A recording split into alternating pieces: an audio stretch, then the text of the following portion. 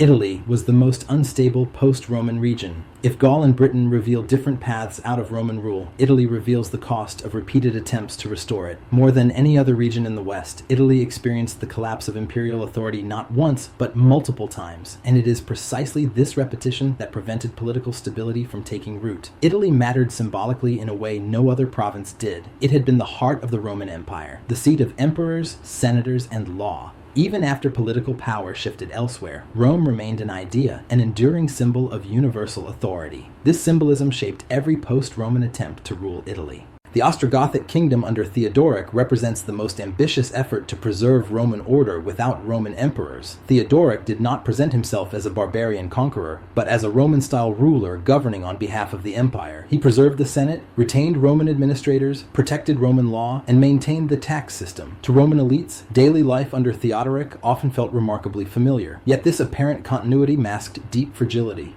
Ostrogothic rule depended on cooperation between a small Gothic military elite and a Roman civilian population.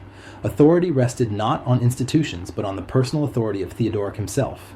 When he died, the balance collapsed.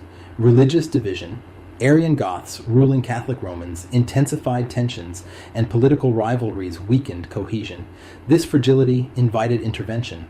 The Byzantine reconquest under Justinian was driven by the belief that Italy must be restored to imperial rule. In theory, this was a return to order. In practice, it was catastrophic. Years of warfare devastated cities, depopulated the countryside, destroyed infrastructure, and exhausted resources. Even when Byzantium succeeded militarily, it lacked the means to govern effectively.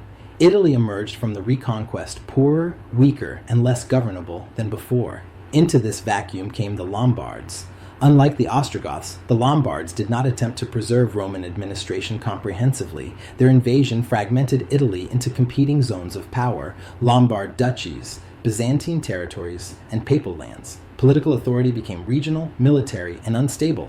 The irony is striking. Italy, the birthplace of empire, became the least stable region of post-Roman Europe precisely because it was never allowed to adapt organically. Repeated efforts to restore imperial authority prevented the emergence of durable local rule. Italy's experience teaches a crucial lesson. The preservation of Roman forms did not guarantee political success. In some cases, it actively hindered adaptation. Where power could not localize, it disintegrated.